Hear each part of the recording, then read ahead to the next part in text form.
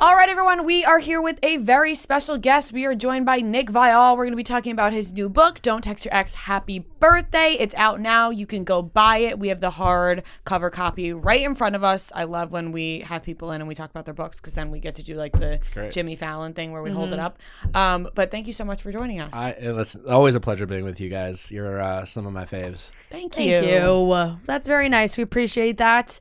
And we're excited because, you know, you haven't been in this studio. We have you here in New York. We get to talk in person. The last time we saw you, we were in Seattle. Yep. Which you is guys put just, on a show. you know, we did put on, that was a great show. I loved that show. It was a great show. I left very impressed. You were a great guest, and you were there for a time that I bet people wish they were in the room for. That was a real moment. That is so funny. People are probably like, to be a fly on the wall, and Nick was literally the fly on the wall. And how uncomfortable were you? I was that. I think selfishly, you were just confused. it was great. Yeah. Because I knew it wasn't a me problem, and yeah, you're right. I've dealt with uncomfortable situations before, but I'm glad everything yes worked out. You're definitely the winner. Thank you very much. We're on the other side of that. Yes, we are. Very excited about your book. Obviously, I always, it started off as a joke, me talking about questions with Nick, because I would always be like, Nicky V's questions with Nick. It's Sunday. And now I actually do read every Sunday. And I liked your marketing the past couple of weeks where somebody would ask a question and he would say, just turn to chapter and promote the book. I appreciate that. Yeah, it's been a lot of fun, really rewarding. It's the #1 best-selling dating book on Amazon right now, so that's kind of exciting. Love that. We'll see how long it stays there. Yeah. If there's one thing that people want, it's relationship advice, because I feel like everyone is always going through something of some sort, whether it's a situation, a relationship, single. Everyone wants to know what to do. It really doesn't matter, like you said, where you are in the relationship. I mean, relationships are fucking hard. Dating's hard. Things constantly are changing. It's easy to feel like you're losing power in a relationship. You joked about your hair and like what that meant, and sometimes we get in our heads, even when we're single. And I kind of said, like, I wrote this book because I've often felt really stuck in relationships. I've often felt like other people's decisions were the biggest indicator of my happiness when it came to relationships, and I don't think we give ourselves enough credit when it comes to how much control we have over our happiness when it comes to relationships and dating.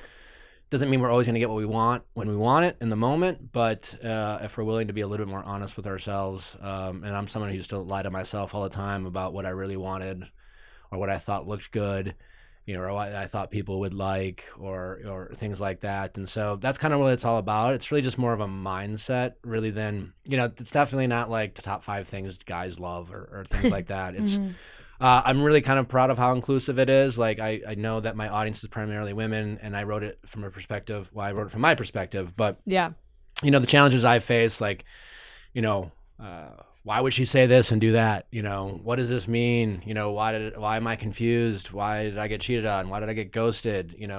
Why won't she be in a relationship with me? I've lived through all those things, unfortunately, but I'm on the other side of it, and that's basically everything I talk about on my show. It's all comes from those experiences, and I wrote it with the idea of I wanted it to feel like a one-on-one conversation, like I'm just kind of talking to a friend. And so far, for the people who've read it, it seems like that's how they're taking it. I've been really happy with how people have received it, so it's been fun. Yeah, just looking at the chapters, it seems like there is something that covers every basis of anything, all stages of relationships. I kind of wrote it for like it takes the relationship from beginning to end to kind of like dating to first dates to the relationship to like even just being single and not looking for somebody as well. What was the writing process for this, and what made you finally decide, I want to put all my advice and thoughts and opinions in a book? Because you do have your podcast where people call in and you are always giving advice on there. You do it on TikTok, you do it on your Instagram. Yeah, it was kind of an accident. I didn't want to write a book. I didn't want to write a tell-all or a memoir. I'm like, I'm not a fucking senator. Like, what do I have to talk about? And I didn't want to like do the whole ghostwriter thing. But I did questions with Nick for a long time. And so I had like thousands of these like Q&As, you post it, it saves it. And I just was like, I went to my now editor, and I basically pitched him like, hey, listen, I have all these Q&As. Like, what if I just give them to you and you like make it look pretty and put into like a coffee table book you can like sell at like Urban Outfitters or something like that. That was kind of my goal. Good idea. Yeah. Yeah, that's what I thought. I was like, low hanging fruit. I don't have to do anything, and give me a few bucks and like whatever. It'll be a fun like novelty thing. Yeah. But they gave me a deal, and then they said, but we want you to write. And I was just like, I don't think you realize what you're asking. So it was pretty intimidating, but I did. And it was really just, all the advice I got was, don't try to write the best book ever. Don't even try to write a book. Just write, and we'll worry about the other stuff later. I had a lot of helpful people like help me organize it and structure in a way that kind of, took it from beginning to end in the relationship cycle. But once I powered through and got the very, very rough first draft done, then it got fun because I could kind of see the vision. Because before, when you're starting, you're like, I don't know where to fucking start. Yeah. And that was pretty cool. And so, there was definitely a moment when I was writing it, I was like, I'm gonna just give the money back because this is. I didn't want to do it for like, once they asked me to write a book, I didn't want to do it just like, just collect a paycheck. I didn't want to embarrass myself, and so I was really nervous about how it would turn out, but I'm really happy with how it turned out. I impressed myself because I didn't think I could do it, but it was fun that way, and it turned out. I'm glad I actually wrote a book. I never thought I would. Yeah. I mean, it's an awesome accomplishment. And I like how the beginning you start off, you say like, well, why am I writing this book? Like, it's like, here I am and why am I doing this? When you just to kind of start it off, which I feel like is probably one of the biggest, is that like maybe the biggest criticism or you get when it's cause like, oh, Nick's writing a book on relationships. Why? I'm a straight white male from the fucking Bachelor who's notorious for being unlucky in love. So like, I think you have to be like self-aware. And listen, I'm a big believer that I'd rather learn from people who have lived it and made mistakes. Like, people in healthy relationships can offer some great advice. Yeah. But when it comes to relationship advice, it's usually the struggles people have that people have the most questions about. But I think you have to convey that message. And again, I'm not a therapist or an expert of any kind. So I just want to lead with that and put that out there and just, again, come from a place of like, listen, these are my experiences. If you find it helpful, great. If not, go somewhere else. But like, this is why I understand what you're going through. I was in some really rough spots. I truly felt helpless. I've surely felt lost before. I can think back on some like moments in my life of saying some crazy shit to myself or crazy shit to my parents and like truly feeling desperate. And now I look back at those moments and laugh, and it's kind of I'm glad I have those moments, and it all came from like just changing how I view and think about relationships. And to answer your question, like, I have the podcast, I have social media. What I like about this book is that I wanted it to be like kind of like a manual, like that. If you're out there, you get it, you read it, I hope you enjoy it, but then it kind of sits there, you go on a date again, it doesn't go your way, you get stuck, you meet someone you really like, and you're just like, I don't want to date me. Like, all this shit in this book, as I always say, it's like, it's super easy in theory. It's not rocket science. It's not calculus. Like, a lot of times people who are like in good places in their life, they're like, well, it's obvious. Yeah. But when you when you're emotionally fucked up over something, it's really hard to hold yourself accountable. And I want it to be something you can kind of reference back to and be like, oh yeah, I forgot. And I honestly like, I wrote it in a sense that something I could refer back to. Like, these are the type of like things that come up that are just, it's so hard to like, do I really want this? Or am I just trying to prove something to myself? Or is it just my ego? And all these little things that it's, like I said, easy in theory, hard in practice. And so I'm glad it like turned out to be kind of that thing you can always kind of page through. Various chapters might like relate to you more than others, and something you can kind of easily pick up. And certainly it's a great gift for a friend and stuff like that. Right. And it's kind of like, sometimes you know the answer to something, but you don't want to accept it until somebody else says it. So I feel like there's a lot of times where somebody might be like, well, what does Nick say about this? And it's something they knew in the back of their head, but now that you're saying it, it clicks for them. I also love the name of the book because I think it's not just like Nick Viall's dating advice. It's catchy. Don't text your ex happy birthday. Who came up with that?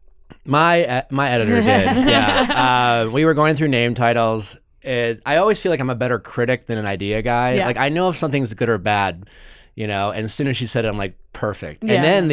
And then her boss tried to change it. I'm like, no, fuck no. Like this is the title. Right. No, I think it's catchy. And yeah, because I don't like, it's not like, obviously I have a lot of advice and anecdotal stories, but like I didn't want to come from a place of like, like 5 steps, like technical and like, or just more of like a how-to. The guide to dating, like that's right. Like it's just more like, here are some relatable stories and some like analogies that often are food related that kind of make it easy to conceptualize. Because I think like when we're thinking about love and relationships, again, that emotional piece makes us want to go, well, we're different and this is why it's not the same. And then when you kind of reverse engineer it and break it down to something like more basic, you're like, oh, I'm doing that. And then it becomes a lot easier to not do the thing that's fucking you up so much. Do you think you would have written this book currently if you were not in a good relationship? Yeah. I mean, I would have. I started writing this book before Natalie and I were official. Okay. And yeah, so I get asked that question. I remember my publicist, who's in the other room, who's sitting next to my girlfriend right now, and she was just like, everybody's listening. She was like, well, like, what would happen if you like guys broke up? Okay, kind of like right, nervous. yeah. I'm like, I would read my book, and that's kind of the point. And there's a early in the book I say, success in relationship isn't having a relationship, it's being in a relationship with the right person. And I also believe that relationships end for a reason, right? And there's value in relationships that don't work out. And that's a big premise of the book is I know I did this. Like I put so much of my self-worth into having a relationship, especially in my mid to early 20s. When why not? My parents had all this great relationship, and it was like, love's important, you have to have it. And like, if I didn't have it, I was a loser. And we do that a lot. And so, like, again, this book is not, I have a relationship now, listen to me, I know what I'm talking about. It's really, this book is a mindset. It's not like a how to find love because I found love.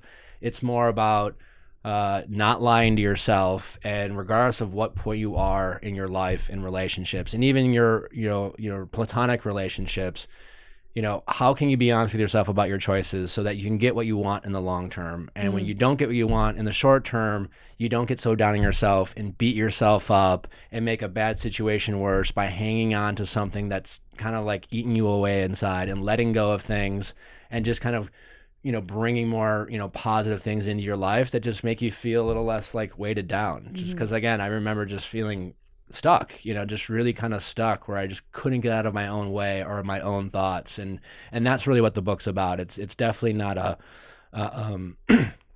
like written from a place of like righteousness or anything like that. Definitely. Yeah, I was gonna ask, like, say when or if you and Natalie get into an argument about something, how do you remove yourself from the place of Nick, who gives advice and seems to know the answers for other people, and take in what she's saying and not know everything? Totally. Well, it's a good question, Ria. Thank you. Yeah. I guess I've made enough mistakes in other relationships to know that is something I'm capable of coming across as condescending or like a know-it-all. Natalie is, everyone knows she's younger than me, and when we decided to be in a relationship, and at least for me, my personal choice, my decision when I thought about it is like, if I'm going to date this person, she has to be my equal. Like, we're going to bring various strengths in the relationship. And so I just don't want to be obnoxious to my girlfriend. I want her to enjoy my company. And I know one way to get someone to not to enjoy your company is to constantly sound like you're right all the time. And so I if I'm frustrated about something, I will say, this is how I feel about this situation. Like and something that really worked. And, I guess maybe it's as a guy, I think I would encourage more men to talk this way, but I've said to her before, like, can I talk to you about something? I'm feeling a little insecure about this situation, and I'm not saying it's something you're doing, and maybe you're doing something, but I also realize I probably could be sensitive about this. Yeah. So could we just talk about that? And I just start from that place, and then we're just having a conversation. And I definitely am not bringing in, well, I read this, or well, I talked to this and one Natalie's person. like, I get it, you wrote a book. Yeah. So I got a question with Nick. Yeah. A question. So I am that was definitely just this scenario. I'm definitely not coming from a place of offering advice at all to her, unless she specifically asked for it, and certainly not when it comes to our relationship. And so, the most important thing is just to be aware that I don't want to do that. Right. And I think that's just like a good thing for people to hear, because I do think, like Fran said, it would be like, oh, how does he have all the answers? And I do think it's coming across clear that you're not saying you have all the answers. You're just giving your experience, and those experiences can help other people that have been through the same thing. And it's kind of like take it or leave it. Like, take this, and if it works for you, great. And if it doesn't, you could try something else. Totally. Yeah. I don't have all the answers, that's for sure. What I am really good at doing, and it started with myself, is I'm really good at not lying to myself. And when people call in, and my secret sauce is I just listen to their lies.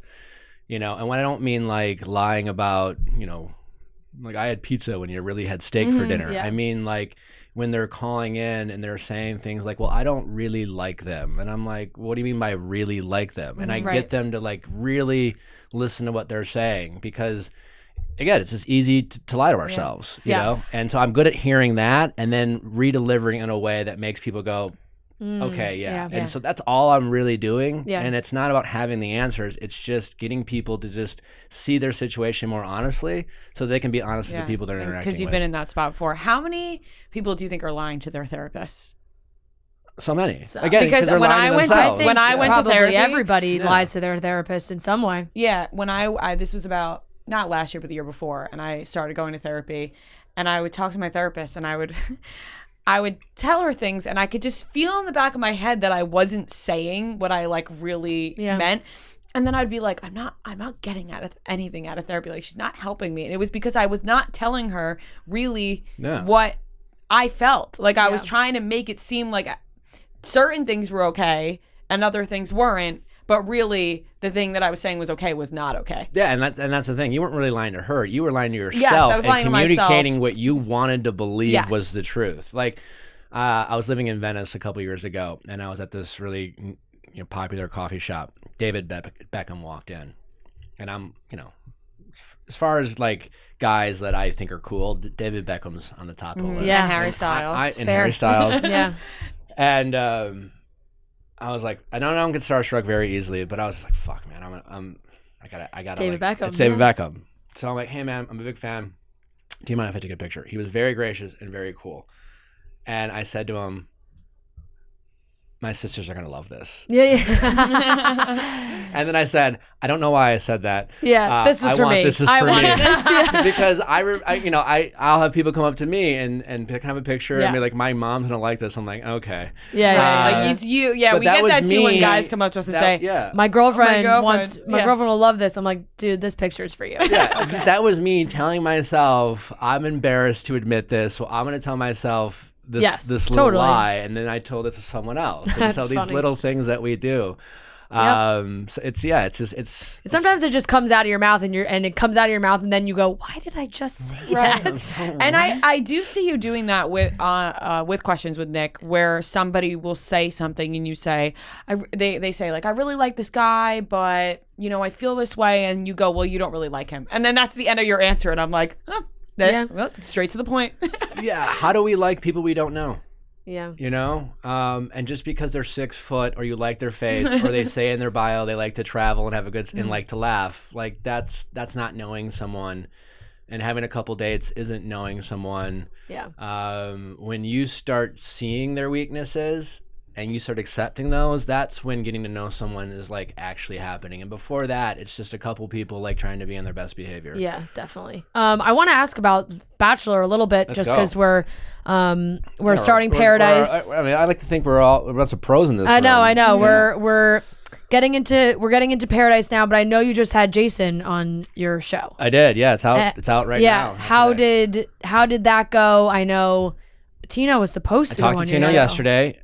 He has reconfirmed. Oh, okay. And tentatively, it should be dropping on the 20th of October. Okay. Jason, I told this to Jason. I think of all the people I've ever met on the show, Jason's someone I identify with the most, personality-wise. Grocery Store Joe a lot too. Yeah. Like we're very similar people, but I see differences between Joe and I a little bit too.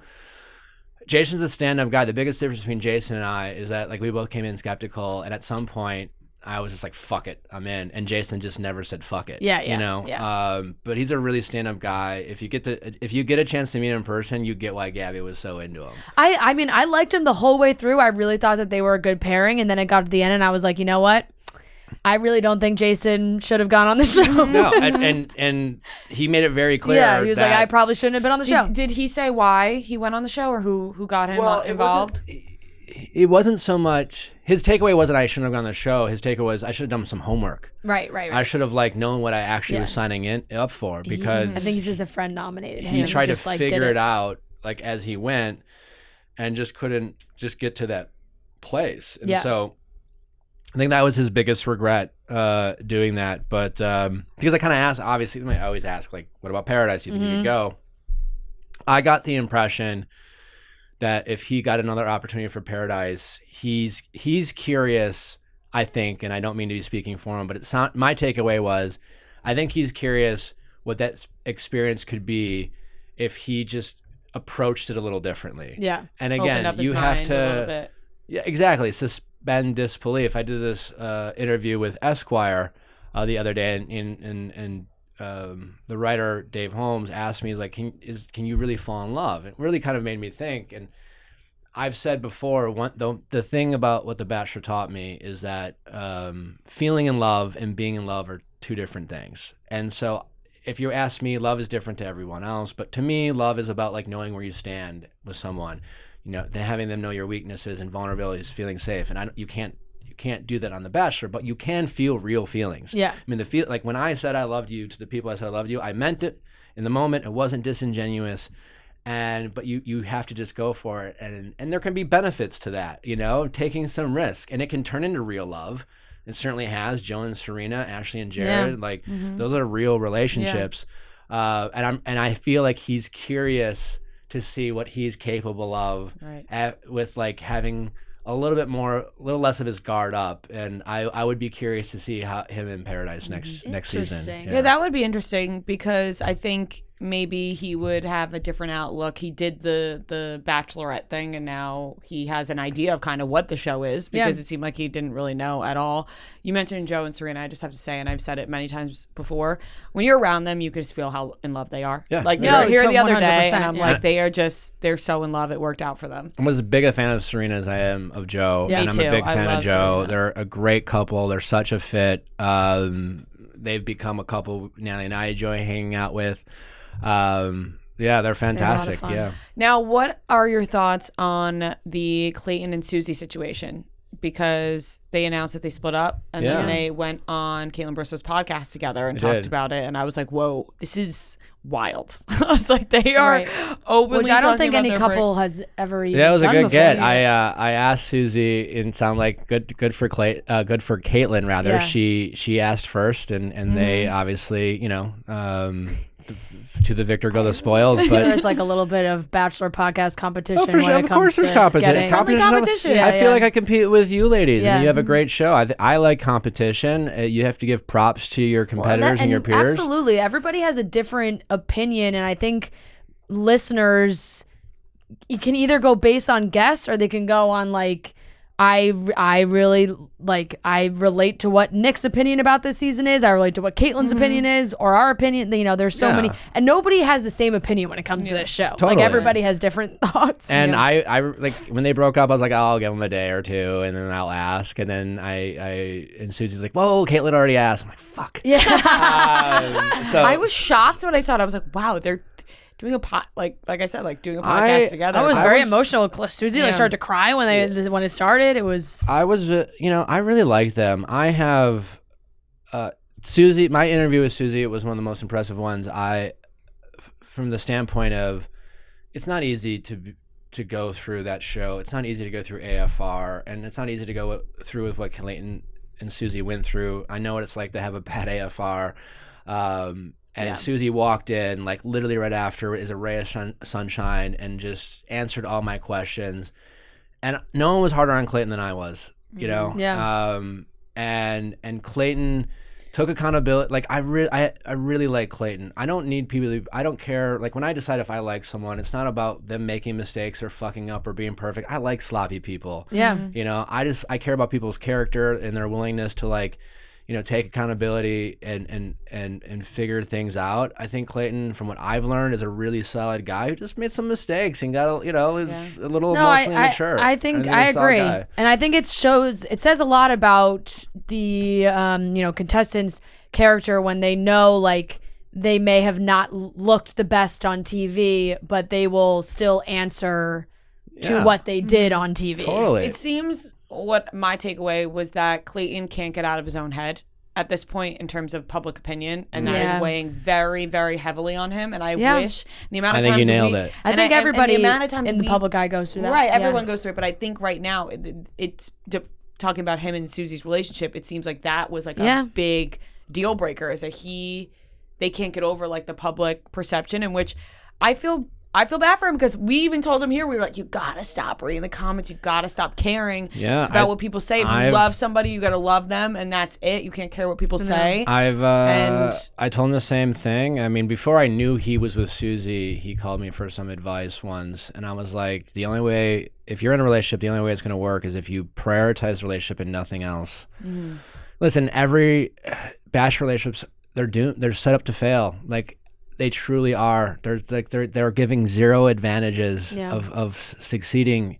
Think about, you get done. First of all, you have to film, and that's just an emotional crisis for like the leads. Like it's just an absolute horror show for the leads. And then you get done filming, and they're like, "Great, spend 4 days together, actually get to know each other, and now you're going to start this relationship with great expectations because, by the way, you're engaged. Yeah. And now you can't see each other." And then when you do see each other every couple of weeks, you're locked in a room together, a house. It's a nice house, but you can't leave. Yeah. It's just not fucking normal. Meanwhile, then it starts airing. And then when it airs, it's just like, you talk about whatever you want, but it's just like, you told me you knew from the beginning, and you're telling so-and-so. Right, then the fights are happening, And it's just like, everyone's human. It's just like, you don't know these people are strangers, and you're like, I'm going to just go ahead and trust someone who is telling me one thing and I am seeing another. And it's just like, it's really, really hard to do. And nowadays, when you have things like, Reddit and all these Bachelor fan accounts that, like, listen, I get people like them, but these fan accounts, they have a way of like, Bachelor alumni, Bachelor people come in and, they want to be liked. They're afraid of how it's going to go.